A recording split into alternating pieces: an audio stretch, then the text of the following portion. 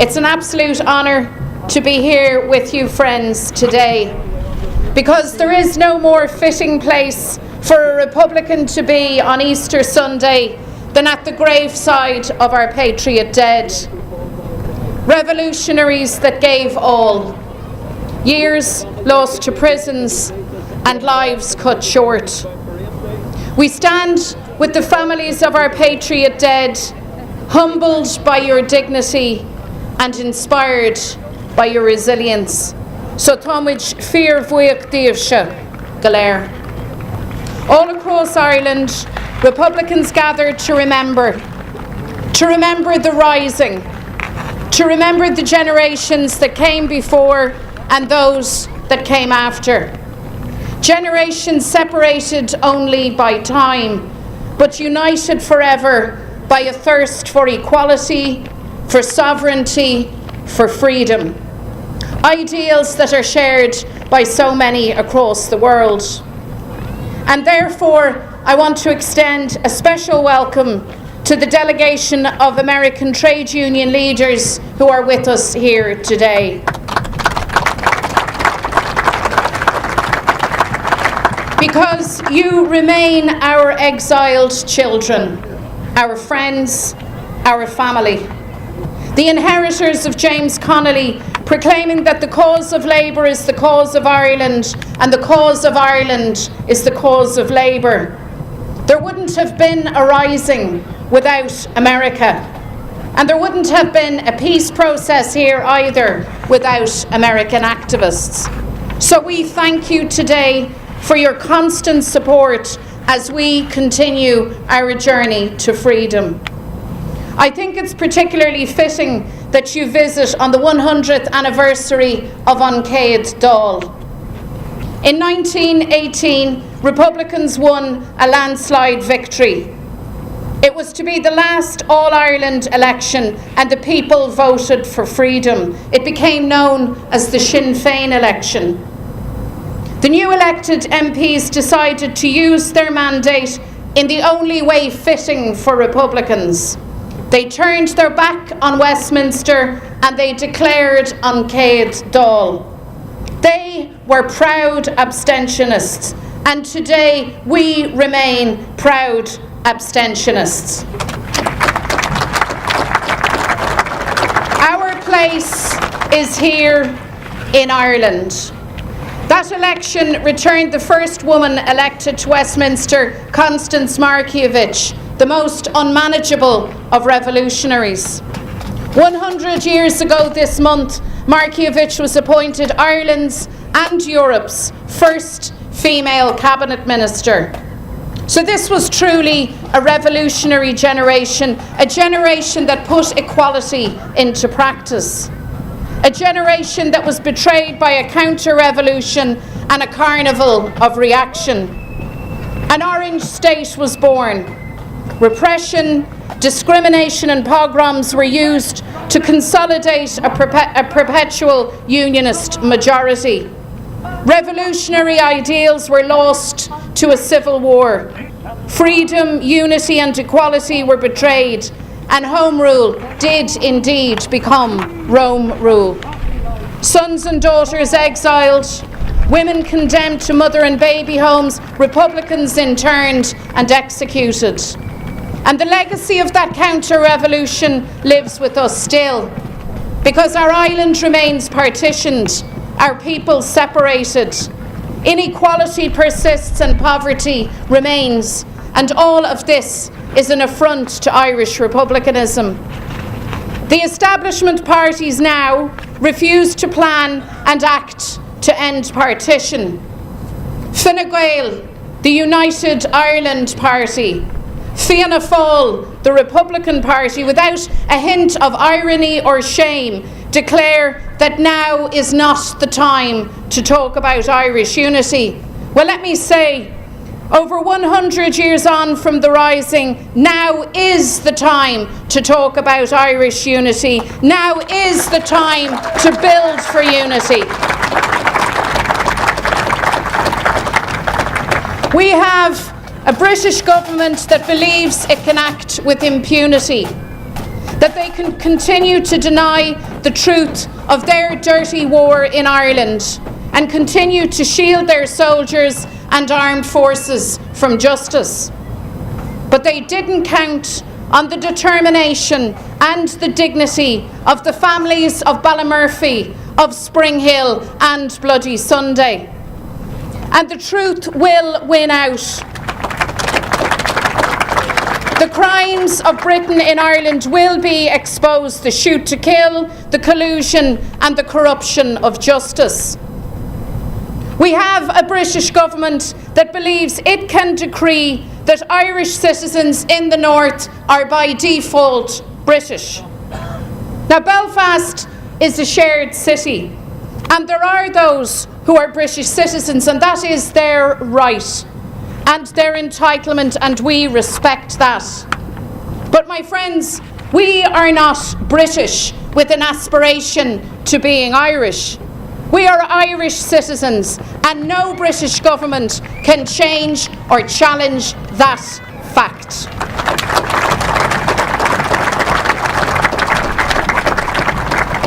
The Taoiseach has told us that Irish citizens in the north will never again be left behind. And now is the time to put that to the test.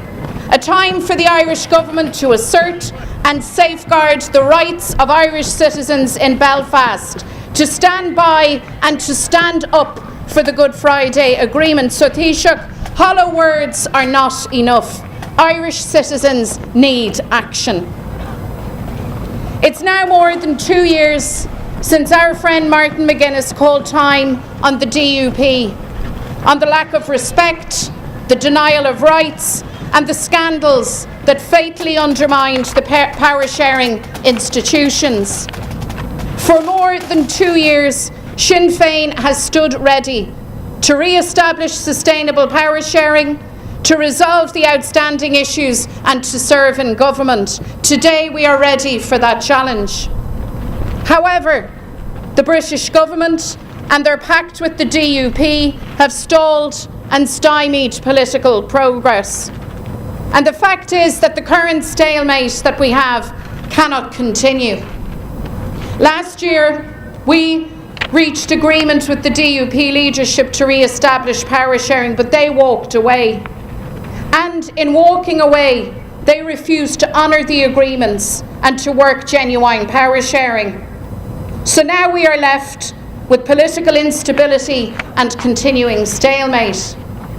The British government, by way of response, threatens direct rule.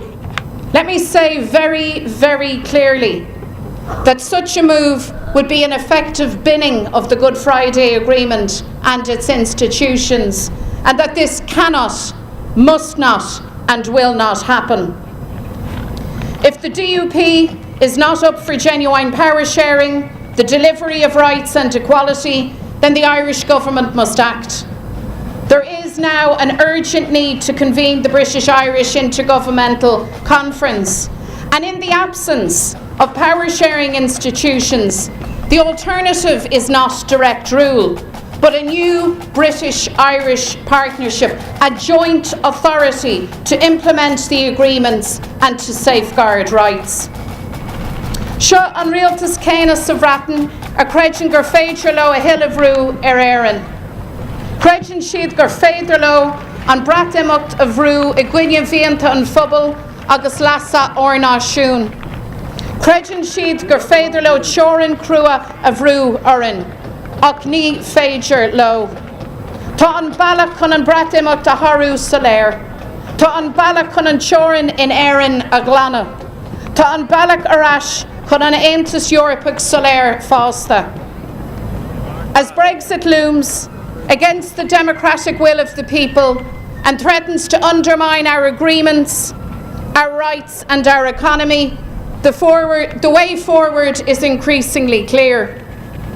The Good Friday Agreement provides for a referendum on Irish unity, and that referendum must be secured and must be won. The perpetual unionist majority is gone, and time is up for partition. A new, united Ireland is emerging, and it won't be easy or without challenge. But this generation can deliver a united Ireland and a republic worthy of the name. Because the sacrifices of our patriots don't have to be repeated. They fought because there was no other way. The denial of democratic rights and a repressive regime left no other pathway to unity. But now we have a democratic and peaceful pathway. And this is the agreed and only way for Irish Republicans. We saw in recent days on the streets of Derry the brutal killing of Laoire McKee. And from here, I would like to extend our sympathy and our solidarity to her family, to Sarah, and to everybody who loved her.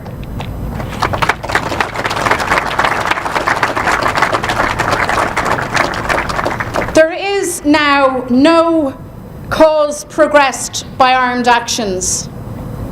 There is now no justification for those actions, and there is no support for those actions. This Easter, the people of Derry and beyond have said that with one voice. The war is over. A new and united Ireland is emerging, and it will be built by the community. It will be built through dialogue and respect. It will be built peacefully and democratically. So it's past time now for these groups that masquerade as Republicans to pack up and pack it in, to end their activities and to let the people get on with the work of building a new united Ireland, that Ireland that we all want. An Ireland that will be a tribute to our patriot dead and to all who died. The Ireland in which Laoire McKee should have lived. It's the job of our generation of Republicans not just to remember the dead, but to realise their hopes and dreams by our deeds and words. The new united Ireland we build must be the legacy of all who have died. A united Ireland of equal citizens with equal rights and due equal respect, that celebrates our diversity, the right to speak our native tongue, the right to marry the person you love, the right to truth. A united Ireland of shared prosperity and equal opportunity, in which there can be no place for poverty, homelessness, or the erosion of workers' rights. An Ireland of opportunity, the opportunity to learn, to work, to raise a family, to grow old, with the security of a home, healthcare, and a helping hand. A united Ireland, peaceful and reconciled, where respect is afforded to all, where you can be British, Irish, both or neither. One community free from segregation and separation. There are some who object to us asserting our political identity. They object to us remembering our dead. To them I say, no one has the right to censor or to deny grief. We all have the right to remember with dignity and respect. In her poem, Why Some People Be Mad at Me Sometimes, African-American poet and civil rights activist Lucille Clifton simply wrote, "They ask me to remember, but they want me to remember their memories, and I keep remembering mine." So a reconciled Ireland must be a place for all, with all our experiences and memories, a place to express our politics, our aspirations and our hopes, a place to sing our songs, tell our stories, and remember our dead, free from rancour or objection, a place resounding with the laughter of all our children, a tribute to the vision of Bobby Sands and his comrades. So the time to build this united Ireland is now. In the coming weeks, we'll have elections north and south, and this is an opportunity to put forward our vision of a new united Ireland, and to do so with confidence and with generosity. Electing Sinn Féin councillors across Ireland makes the difference. Electing Sinn Féin MEPs makes the difference. Sinn Féin is a party that thinks nationally and acts locally. We are internationalists and value Ireland's place in the world, standing against injustice and persecution, standing for peace and equality. Our struggle is one of hope and perseverance, of hard work and sacrifice, of standing up for what is right and refusing to bow down. That is the Republican way. So it was when James Connolly came to Belfast as a union organiser. He described the Belfast mills as slaughterhouses for the women and penitentiaries for the children. In his address to the linen slaves of Belfast, co-signed by Ellen Gordon and Winifred Carney, whose graveside is nearby, he wrote, "Sisters and fellow workers, talk this matter over. Do not be frightened by the timid counsel and fears of weaklings. Be brave. Have confidence in yourselves. Talk about success and you will achieve success."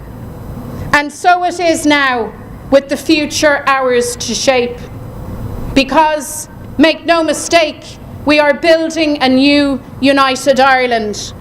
And our work starts in homes, in workplaces and communities across Ireland. So be brave, be confident, be patient and be generous, because this is our time. This is your time. That day is coming and Irish unity is within our grasp. We will have a republic worthy of the sacrifices of our patriots, and it will be a home to all. So sin é chóirde, Lanagi araig leis an obair gur raibh míle maith agaibh go léir, araigling le chéile, up the Republic on Phoblacht Abu.